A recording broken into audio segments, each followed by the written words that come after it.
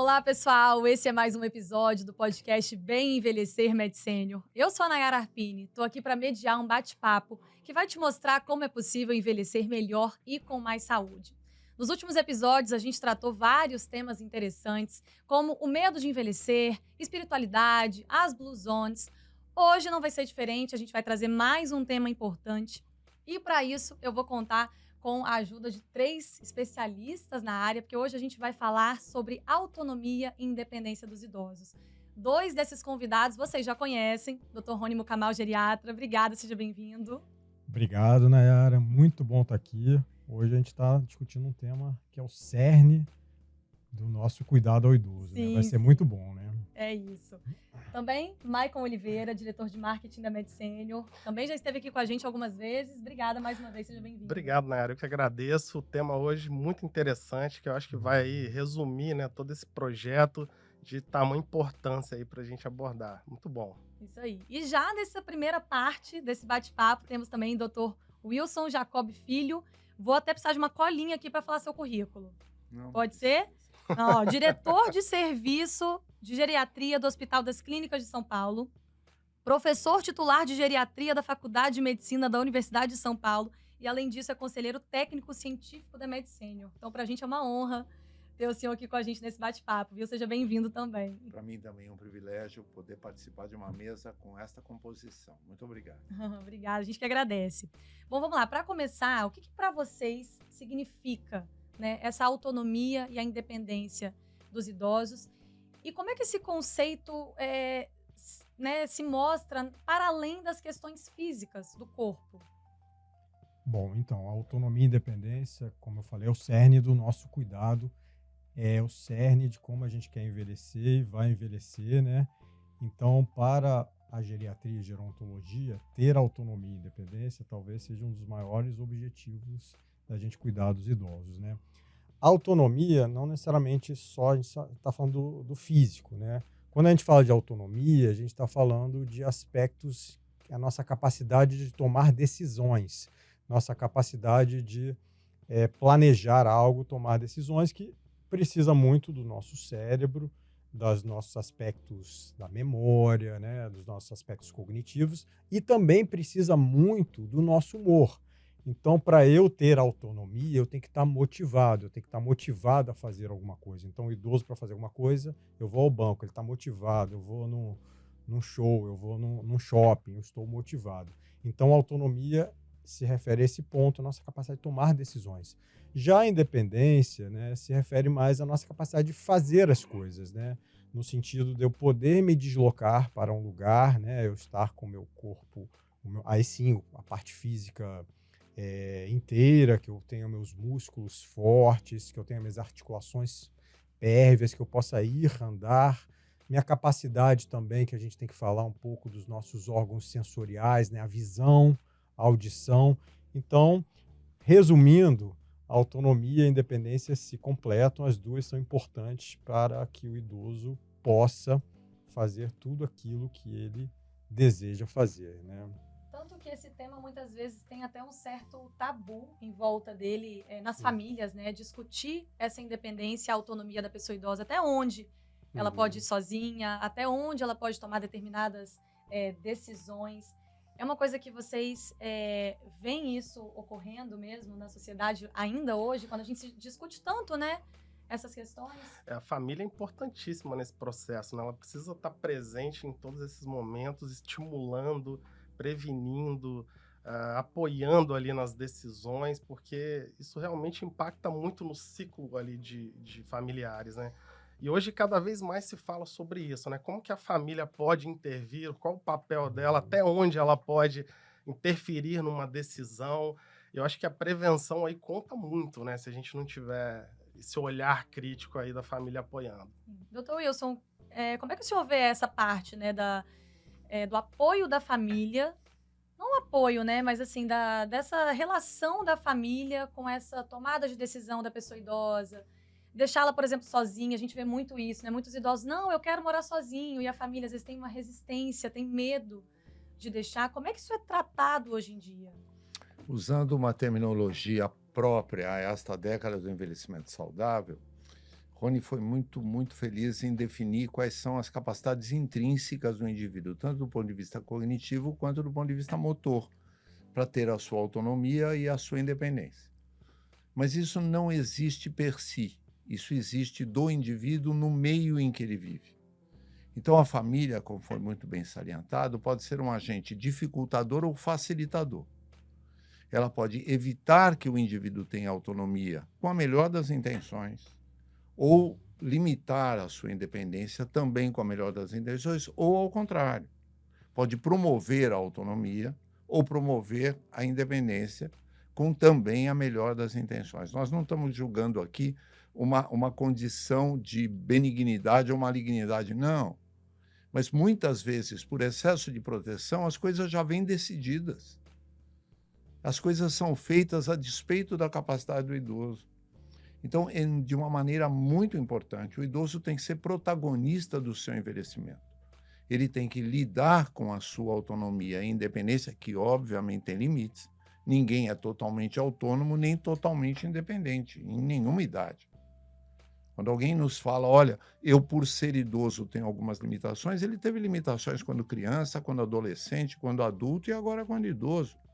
Lidar com essas limitações em termos de autonomia e independência depende muito do meio em que ele vive. Aproveitando a fala do Dr. Wilson, acho que vale a gente trazer um tema que foi muito discutido esse ano, né, que teve aí, rodou o mundo por ser relacionado ao candidato à presidência dos Estados Unidos, o Biden, que acabou desistindo da candidatura e antes ele tinha sido muito criticado, né, de certa forma, por apresentar algumas questões que as pessoas duvidavam da capacidade dele, capacidade mental, capacidade física. E a gente vê uma pessoa tão importante, né, disputando um cargo tão importante, passando por isso, eu acho que a gente consegue ver como é um tema que precisa ser discutido. Não só nas famílias, mas na sociedade como um todo, né, doutor Rony? Sim, perfeito. O envelhecimento, ele não necessariamente a gente vai perder nossas autonomias e independência, né? A gente pode envelhecer bem, a gente quer envelhecer mantendo toda a nossa capacidade, mas é importante, nesse caso do Biden, que a gente discute muito a questão do etarismo, né? Que é o preconceito com o envelhecimento também, é saber que certas situações também a gente tem que entender o nosso limite. E aqui eu não estou falando se ele tem 70, 80 ou 90 anos, né? Eu estou falando de um cargo extremamente desgastante que precisa uma aptidão muito forte, né? Que inclusive a candidatura em si só é uma luta, né? A campanha é uma coisa desgastante. Então, a gente também ter a humildade no envelhecimento de entender também as nossas limitações, né? Isso também eu acho que a gente tem que pensar. Não quer dizer que a gente possa fazer tudo, né? Se a gente tem alguma dificuldade em entender e aceitar isso, né? Da mesma forma, reconhecer os limites, também nós, como sociedade, temos que valorizar o que o idoso tem a contribuir. Que aí eu acho também, no caso Biden, a gente também jogou muita água fria nele, criticou pela idade, simplesmente pela idade, mas sem entender todo o currículo, o preparo e tudo que ele pode contribuir. Então, ele poderia ter um papel e continuar a ter um papel na política, talvez não como presidente, como ele acabou desistindo, mas talvez, como que a gente estava até falando com o Dr. Wilson, de um conselheiro, né, de alguém que possa estar ali trazendo toda a sua expertise, né, para o governo dos Estados Unidos, para o seu partido político. Então, dessa forma que eu vejo, né, ou seja, reconhecer os limites, valorizar o que o idoso tem de melhor, e isso é algo complementar ao jovem, né, que às vezes o jovem não tem todo esse... experiência acumulada, a experiência acumulada, ali, né? Então, mas a pressão ali não foi só americana, foi mundial, né? Então o peso é muito maior. Imagina isso trazendo para nossa realidade. A pressão da família já é algo muito desgastante, a pressão empresarial é muito desgastante. Imagina você conduzir uma nação que é a maior potência mundial. Então acho que o nível aí de pressão é muito significativo. Exigência, né? Acho que focam muito na idade, né? Na questão da idade, esquecem isso que você falou, da bagagem, da capacidade. Sim. E é engraçado porque a gente já falou, inclusive aqui em outros episódios, que a vida não para na aposentadoria. Ou seja, a vida não para à medida que você faz tantos anos. Tanto que o conceito de longevidade também tem mudado muito ao longo do tempo, né, doutor? Sem dúvida. E aquilo que foi dito, eu acho que vale a pena lembrar.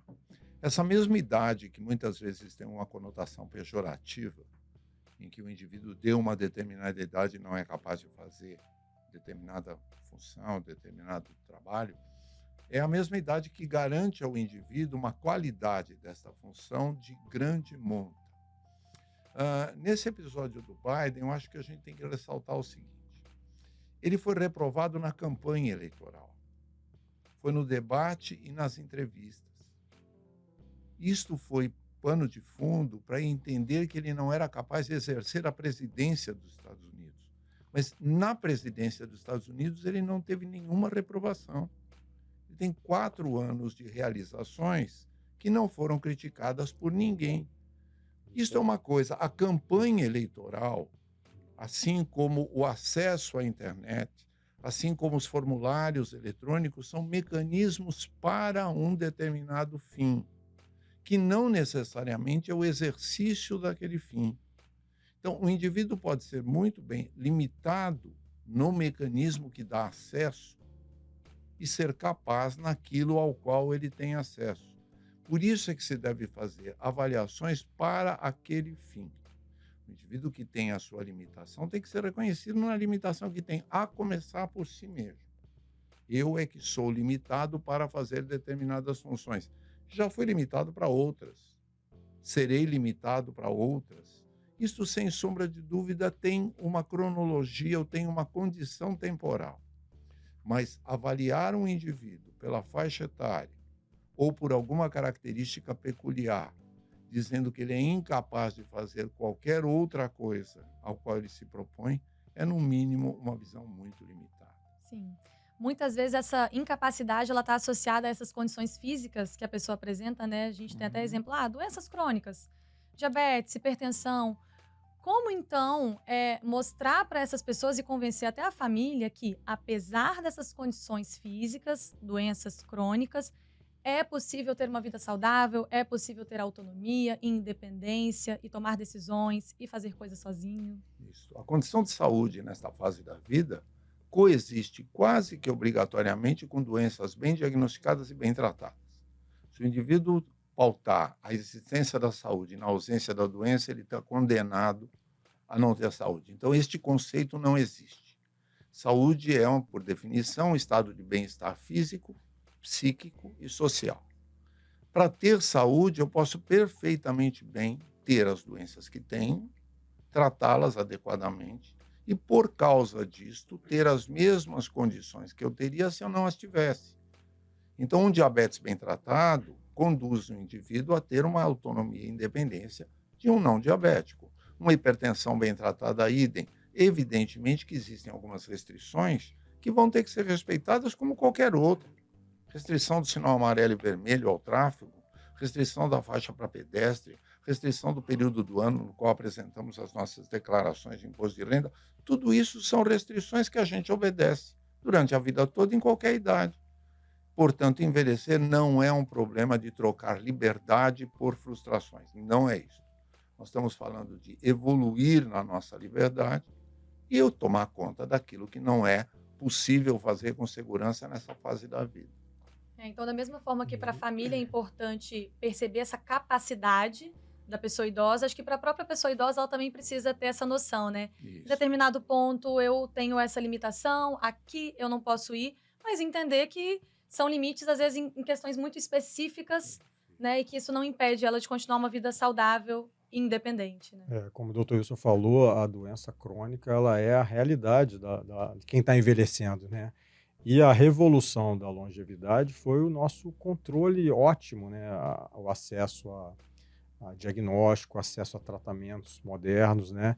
As pessoas não deixaram de ter doenças, né, doutor Rony? Elas passaram a ter como tratá-las. Elas têm as doenças controladas, né? Então a gente aqui está falando talvez de valorizar mais no idoso a autonomia e independência em relação a só a questão de ter ou não ter doença, porque a realidade da população idosa, a maioria, ou não ser quase todos, e não é uma doença, que esse é o paradigma também do idoso, que é a combinação de doenças, né? Então, o indivíduo tem 3, 4 doenças e ele pode estar extremamente funcional e andando e fazendo tudo, administrando sua empresa, sendo presidente dos Estados Unidos, né? Então, a busca pela autonomia e independência passa a ser realmente o lema até no controle das doenças, né? Prevenir que essa doença leve a uma incapacidade, né? E assim que é a visão moderna mesmo do que a gente acredita, né? E a família tem que contribuir para isso, né? Não super proteger, né? Valorizar, apoiar o idoso nas suas decisões, né? E também naquelas coisas que há risco, há que se conversar, né? As situações de risco que algumas condições acontecem, né? Com algumas doenças, alguns aspectos que o idoso tem risco, a gente tem que conversar para minimizar esses riscos.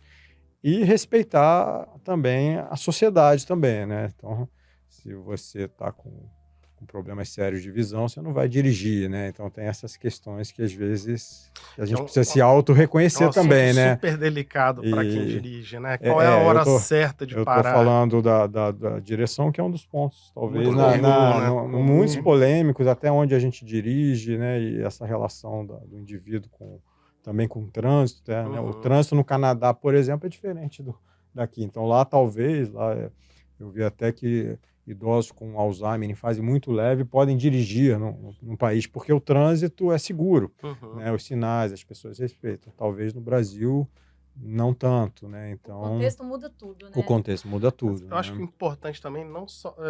ok, né? A cognição, isso tudo é afetado e talvez seja a hora de parar. Mas a mobilidade é muito importante, né? A gente não pode perder isso. Transporte, poder ir e vir com autonomia, eu acho que isso aí é fundamental. Perfeito.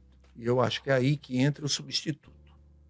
Aí entra aquilo que permite ao indivíduo, então, dirigir seu veículo é uma forma de prazer, sem sombra de dúvida, é uma forma de exercer a sua autonomia e a sua independência. Então, ele é capaz de, com a direção de um veículo, priorizar aquilo que quer, aquilo que faz, e, consequentemente, ter lá a sua relação prazerosa, seja ela social, seja ela qual seja, de trabalho profissional. A incapacidade, mesmo que discreta, de ter uma condução ou uma direção segura, pode levar o indivíduo a ter a sensação de que vai perder tudo isso. E não vai perder tudo isso. Vai substituir tudo isso por uma outra forma de condução, que não necessariamente seja onerosa ou não necessariamente seja limitada. Esta é, talvez, a grande solução para que estas aptidões ou limitações entrem na vida de cada um de uma maneira absolutamente coerente com as suas expectativas. Muito interessante esta ideia na qual o idoso que eu conheci quando iniciei a minha vida ligado a esta área, é o idoso dos anos 70, 80, completamente diferente do idoso de hoje. O nosso programa de promoção de saúde, lá no Hospital das Clínicas, lidava com idosos que tinham uma disponibilidade do tempo livre, uma vontade de fazer alguma coisa muito interessante, muito exacerbada. Hoje, o idoso dos anos 2020 a 2030, são idosos que têm agenda eletrônica, são idosos que têm compromissos em tal dia ou em tal hora. Isto é um ganho muito grande, inimaginável naquela época. Entendia-se que o indivíduo, por ser idoso, estava excluído de tudo aquilo que seria considerado evolução. Então, a ideia de que a doença, quando bem diagnosticada e tratada, é um fator limitante, é ao contrário. Ela é um fator estimulador para que o indivíduo tenha bons hábitos de saúde, coisa que muitas vezes ele não teve no passado. Então, temos indivíduos que são mais saudáveis quando idosos, do ponto de vista de práticas de saúde, do que o foram na idade intermediária. Como a gente disse no início, né, é um tema que pode ser um tabu para as famílias, mas que merece ser mais discutido. Essa visão do Dr. Wilson é incrível, porque usar assim algo que poderia ser negativo e frustrante, eu tenho uma doença crônica, como algo positivo, né? Isso também, uma vez a gente falou sobre a resiliência, do envelhecimento, né? Mas eu achei isso fantástico, porque eu acho que é isso mesmo, né? Então, o indivíduo que se torna diabético não é o fim do mundo. É um momento que ele pode redobrar o seu cuidado. E a gente vê alguns idosos, né? ele vai lá, ele se cuida melhor e ele vai viver muito bem, né? Tratar a sua doença. Às vezes é a partir da descoberta de uma doença que vai mudar um estilo de vida, E você né? tem um alerta, exatamente, né? Então, é aprender a ser positivo nas coisas negativas, né? Que isso é resiliência, que eu acho que é talvez um aspecto importante para a gente envelhecer bem, né? Isso. Ser positivo nas adversidades. Nas adversidades, ver com um aspecto positivo, né? E o Dr. Wilson trouxe um ponto também, que são as tecnologias, né? E a gente está nessa fase aí das inovações, a gente só se fala disso, inclusive a empresa tem isso como premissa também, né? Como que as inovações podem ajudar a alguma perda de autonomia e independência, né? Isso eu acho que é o assunto bem atual, né? Então a tecnologia ela pode ajudar muito nesse aspecto, né? Corrigir dentro do possível algumas dificuldades e potencializar o idoso, por exemplo, aquele que tem alguma dificuldade a dirigir, a fazer suas coisas tanto prazerosas quanto as suas coisas que são necessidades do dia a dia, né? Impressionante como que os números mudaram nos últimos 10 anos. As primeiras pesquisas que a gente fez, o volume de acesso a mobile, internet, era muito pequeno. E hoje, praticamente 100% da nossa carteira de clientes, do nosso ambiente, acessa no mínimo mensageria, WhatsApp, todos têm smartphone. Então, a tecnologia também ela pode tanto aproximar como isolar, né? A gente precisa saber usar bem isso aí. Mas é uma grande ferramenta hoje para essa aproximação. E é nesse sentido, aquilo que disse o Rony tem tudo a ver com esse fenômeno que nós observamos, né? Aproveitar de alguma coisa ruim para que ela tenha um produto bom. Várias maneiras de dizer isso. Mas nós tivemos grandes incrementos tecnológicos nos períodos de guerra. Verdade. Do ponto de vista médico, grandes incrementos tecnológicos foram adquiridos por uma experiência de guerra. É óbvio que a guerra é uma condição nefasta, que, se possível fosse, deveria ser eliminado da história da humanidade. Mas esta pandemia trouxe um incremento muito grande a isto que você acabou de se referir.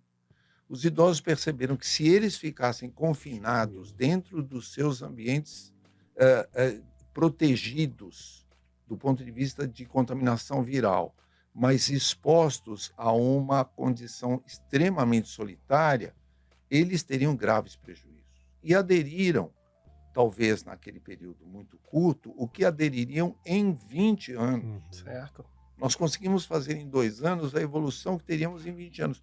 Então, os grupos de promoção de saúde passaram do presencial para o virtual num intervalo de tempo muito rápido, fazendo com que estas pessoas se habilitassem, seja por seus próprios recursos, seja por recursos adquiridos à distância, por intermediação eletrônica, a ponto de que nós temos hoje praticamente um público idoso que utiliza dos veículos de comunicação da mesma maneira que o público não idoso. Bom, o papo tá rendendo. A gente vai fazer uma pausa curtinha, nosso intervalo, e daqui a pouco a gente já volta.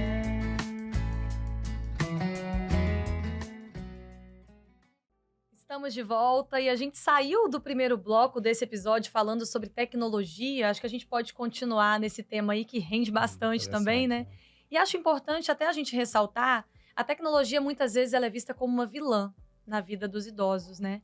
E a gente tem visto tantos exemplos de como a tecnologia, pelo contrário, pode ajudar nesse processo de envelhecimento e principalmente nessa busca por independência e autonomia. Hoje tudo praticamente é digital. A gente tem até exemplos na própria MedSenior, né? De serviços digitais que são muito utilizados pelos clientes, né? O nosso desafio é deixar, né, claro, as interfaces, ali, os dispositivos cada vez mais intuitivos para que os nossos clientes tenham acesso ali, consigam, por si só, navegar ali com tranquilidade. E a gente tem usado muito a inteligência artificial para isso também, né? Nós temos ali algumas práticas onde, com simples comando de voz, o envio de uma imagem, coisas no WhatsApp, que é bem comum e usual para essa faixa etária, que funcionam de uma forma muito tranquila. Então, as empresas também têm que ter essa preocupação de facilitar a vida, né? A gente vê muitas más práticas aí no mercado de aplicativos, interfaces que realmente não são amigáveis à pessoa idosa. Então, isso é um dever de casa e é um trabalho constante que a gente faz lá no nosso núcleo de tecnologia. E tecnologia tem que estar em todos os processos, né, para você melhorar a nossa performance, melhorar a qualidade de vida. Recentemente também nós lançamos um projeto, né, Rony, muito interessante com a Universidade Estadual da Paraíba e o FINEP, que é uma palmilha inteligente, Sense Shoes, que previne queda, que monitora ali a Olha, que legal. Para a marcha. pisada e a marcha. A tecnologia ela é fantástica, né? Eu sou fã da tecnologia, né? Só que a gente tem que adaptar a tecnologia ao idoso. E a primeira discussão é que esse idoso não seja excluído dela, né? A gente está vendo cada vez mais os idosos participando, né? Principalmente essa geração aí que é os baby boomers, que nascidos pós-guerra, eles não são digitais, mas eles aprendem fácil. Sim. Então, esse é o primeiro preconceito que a gente tem que romper, que o idoso ele pode lidar com a tecnologia e se ele não lidar, ele pode aprender. Né? E a gente, inclusive, tem uma oficina de saúde que é exatamente tecnologicamente, que é uma oficina para ensinar os idosos a mexer com aplicativo, a mexer com rede social, né? Então, a tecnologia ela é um grande aliado. As outras questões que a gente tem que entender é adaptar essa tecnologia à realidade do idoso, à experiência do idoso, né? Então, às vezes, a tecnologia pode ser diferente para o adulto, para o idoso, né? O idoso ainda tem muita questão, até quando a gente tem estudado a telemedicina, né? A questão da presença social. Ele tem que sentir, assim, que aquela tecnologia está interagindo com ele, né? O quanto que aquilo ali, né? Algo humano, humanizado, traz né? ainda uma humanidade, né? Então, tudo isso é importante. E a gente tem várias tecnologias. Então, tecnologias médicas de monitoramento de doenças, os vestíveis, os wearables, né? Que estão revolucionando o cuidado, né? Então, eu consigo mensurar tudo que possa imaginar de dado clínico, né? Pelo relógio, né? Eu consigo identificar um indivíduo que cai, né? Que tem risco de cair. Eu tenho as palmilhas, os Sense Shoes, que eu consigo entender como é a marcha do indivíduo, né? E ver o risco de cair, comparar, fazer um processo de reabilitação e comparar antes e depois. E eu tenho essas interações, inteligências interativas, que é o caminho sem volta, né? A Lurdinha que interage com o idoso, se comunica, né? Na linguagem dele, né? A própria telemedicina que também facilita o acesso ao cuidado, não só do médico, a telesaúde como um todo. Então, né, doutor Wilson, acho que a gente está vendo uma época muito boa, né? Eu sou otimista com a tecnologia. E tem toda a razão. E é uma via de mão dupla. Assim como o idoso está cada vez mais olhando para a tecnologia com menos medo e com mais interesse, a tecnologia também está olhando para o idoso com menos medo e mais interesse. Um dos grandes desafios da Samsung, por exemplo, é incluir todos os idosos coreanos usuários da tecnologia, porque os jovens, adultos jovens e as crianças já são usuários de 100%. Naturalmente. Naturalmente, já nasceram e cresceram. Os baby boomers... Nativos digitais. Nativos né? digitais. Isso. O baby boomer ao qual o Rony se referiu, ele viu todas as tecnologias sendo implantadas. Ele viu o nascimento da TV, ele viu o nascimento do micro-ondas, ele viu o nascimento de todas as tecnologias das quais nós fazemos uso. E, obviamente, viu o nascimento de toda a tecnologia eletrônica que veio nas décadas posteriores. A forma pela qual isto é incorporado ao dia a dia do idoso tem que ser tão amistosa quanto foram as demais. Ninguém substituiu as coisas abruptamente nem por imposição.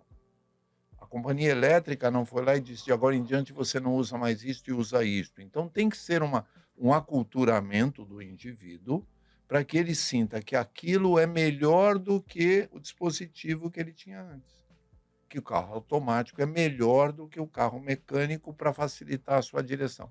Nesse sentido, o assistência à saúde usa deste cabedal de informações da mesma maneira que a indústria da eletroeletrônica. Vários dos procedimentos que nós temos hoje para qualquer faixa etária foram desenvolvidos para idosos, que não poderiam fazer o procedimento convencional.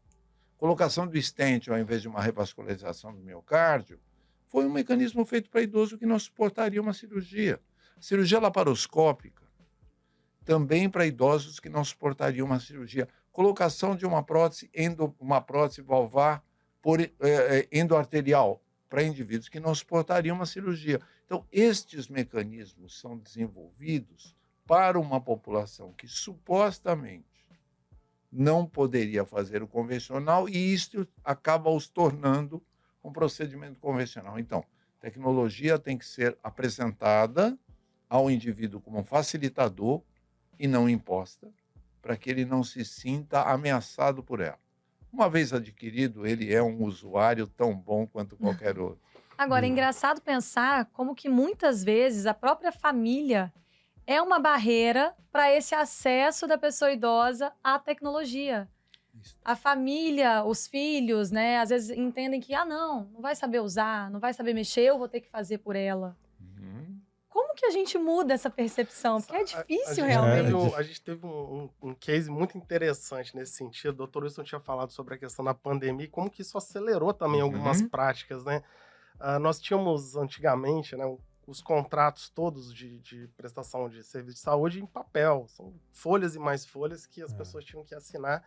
E no meio da pandemia a gente se viu praticamente obrigado a usar a tecnologia por conta do distanciamento, etc. Então, nós desenvolvemos uma interface amistosa para que a pessoa idosa conseguisse clicar e assinar um contrato digitalmente. É lógico que nós tivemos resistência de vendedores mais tradicionais, da própria família, a confiança, mas em pouquíssimo tempo isso gerou aprendizado, as pessoas já assinavam e ninguém quis mais voltar para o papel. Então, são coisas que acontecem positivamente, que a gente precisa testar, precisa validar, não dá para subestimar, né? Isso é muito benéfico. Pois é, como não subestimar? Eu lembrei também do que vai vir por aí muito forte, que são as casas inteligentes, né? Verdade. E a gente tem uma polêmica na nossa população idosa, também envolve a família, né? De quando institucionalizar um idoso, né? Um idoso, a gente tem muitos idosos sozinhos, né? Que moram só, e até que ponto ele pode ou não pode, né? E muitos deles, a maioria, quando a gente pergunta para eles, eles querem continuar no seu ambiente, né? Então, também aí a tecnologia pode ser algo muito interessante. As casas para segurança, né? A segurança, a gente está falando de segurança. Casas funcionais, né? Em que, por exemplo, o idoso, quando levanta... Isso já é fácil, né? Já acontece. O idoso levanta à noite e anda, as luzes acendem no caminho, né? Envolve também telas maiores, né? Telefones com números maiores. Termostato tem alguns equipamentos, né, que tem risco. Eu vi projetos até em Israel de sensores no sofá. Então, por exemplo, o idoso tem todo um perfil. Ele acorda de manhã, ele senta naquele sofá, ele lê o seu jornal. Se isso não acontece, aí sim um familiar é avisado, ou um agente de saúde é avisado, né? Então, tudo isso, eu estou falando disso porque é um ponto muito interessante, que é respeitar a autonomia do idoso. Por exemplo, continuar a sua vida no seu ambiente, né? Então, eu sou muito fã da tecnologia. Acho que bom que a gente está vivo nessa época. Que ótimo e que bom que a gente possa entender que como bem disse, a tecnologia ir em busca do indivíduo para torná-lo um usuário fidelizado, né? Ele tocou um ponto bastante interessante, que são todas estas facilidades que se criam no ambiente domiciliar ou no ambiente doméstico, em que a segurança vai ser aliada à eficiência, para que o indivíduo tome o seu remédio, para que o indivíduo registre a sua temperatura ou, eventualmente, a sua pressão arterial e tudo aquilo. O que não vai acontecer, porque o idoso não vai deixar acontecer, isso é uma coisa bem interessante, é o posicionamento do consumidor, da população-alvo. É que a gente substitua o touch, de toque, pelo tech, de tecnologia. É muito interessante que haja um implemento tecnológico sem perder o implemento do contato direto entre as pessoas. Eu vou dar um exemplo bem simples. Existe um dispositivo na qual, uma vez acionado, é avisado uma central de que aquele indivíduo precisa ser contactado porque algo de errado aconteceu. O que acontece com esse dispositivo? As pessoas tocam e, quando a profissional liga, elas falam: que ótimo que você me ligou, eu queria mesmo bater um papo com você. Só conversar. É o ideal. É tudo o que eu queria que acontecesse. Ele usa de um dispositivo eletrônico, mas ele transforma aquilo num contato social. Porque não pode se Isso. perder, né? Por mais que haja tecnologia e que a gente imagine que ela vá suprir muitas coisas, o contato físico, a conversa, o bate-papo, olho no olho, tem que continuar existindo, porque Isso nós me somos faz, seres humanos, né? me Precisamos faz disso. pensar da própria participação do idoso na rede social, que está aumentando, né? E eles têm o interesse de estar com outros idosos, de conversar, de estar Isso. atualizado, De né? paquerar, às De vezes. paquerar, por que não, Impressionante né? como que Então, eles isso estão cresceu. nesse Sim. sentido, né?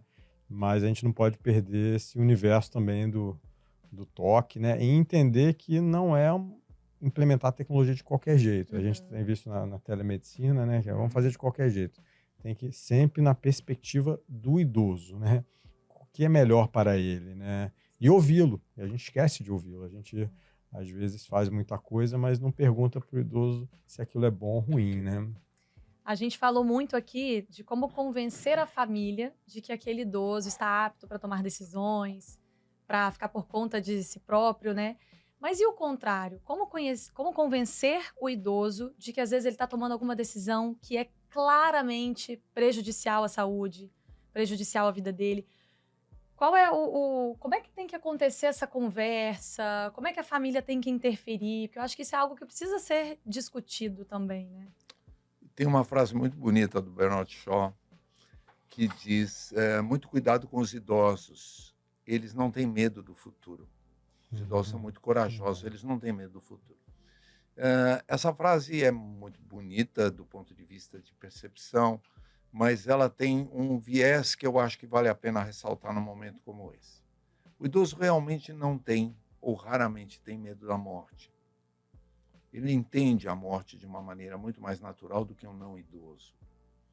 Mas ele tem medo do sofrimento, ele tem medo de ficar limitado, acamado ou privado de fazer coisas. Esta discussão tem que ser fomentada, de que, procedendo de uma maneira menos segura, ele tem maior risco, não de morrer, mas de ficar com uma limitação que lhe vão custar anos de vida dependente.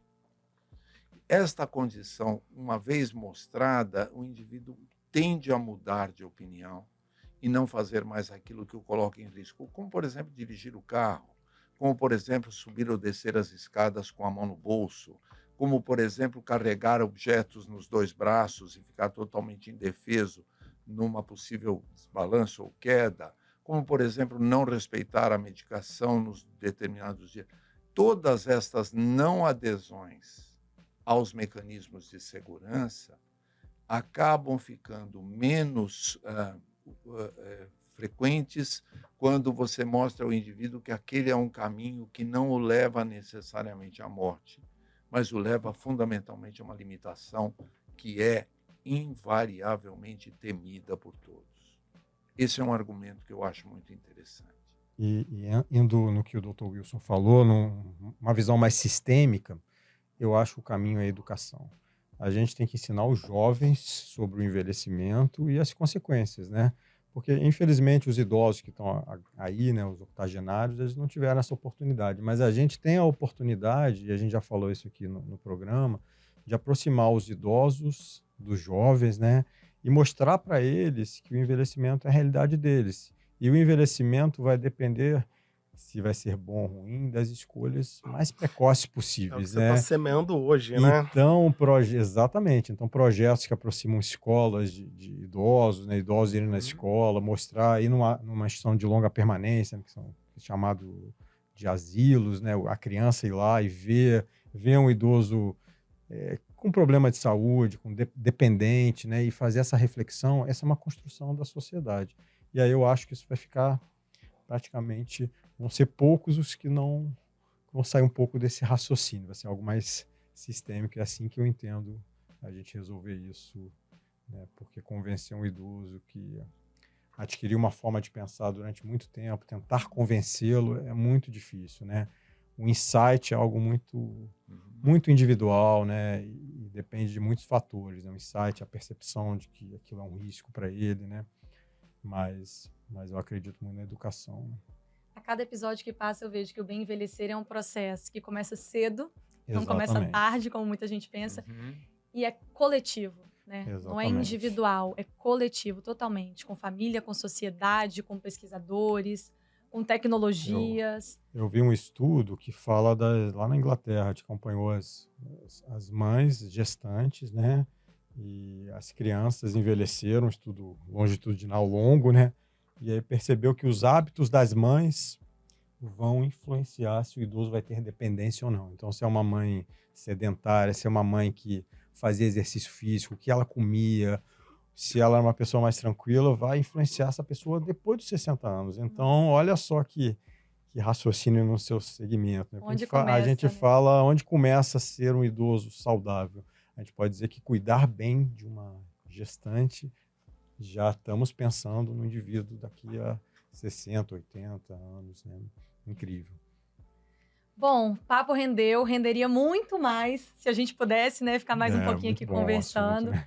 Mas acho que foi muito válido, acho que muita gente que ouviu e assistiu a gente vai sair desse episódio com a cabeça fervilhando aí de ideias, talvez buscando alternativas para conversar, né, em família sobre esse tema. Então, espero que a gente tenha acendido muitas luzinhas aí, Com né, certeza. na cabeça de quem estava ouvindo ou assistindo a gente. Quero agradecer a participação de vocês mais uma vez, viu, Michael? Muito obrigada, doutor Wilson. Volte quando quiser, viu? Sua primeira vez aqui, mas já é muito bem-vindo. Primeira de muitas, né? Se Isso. Deus quiser. Doutor Rony, também Obrigado, muito obrigada mais uma vez, né? Mais um Feliz de estar episódio aqui com a vocês. gente. E para saber mais sobre o Bem Envelhecer, acesse medsenior.com.br/bem envelhecer ou aponte a câmera do seu celular para esse QR Code que está aí no cantinho da tela. Até a próxima. Tchau, tchau.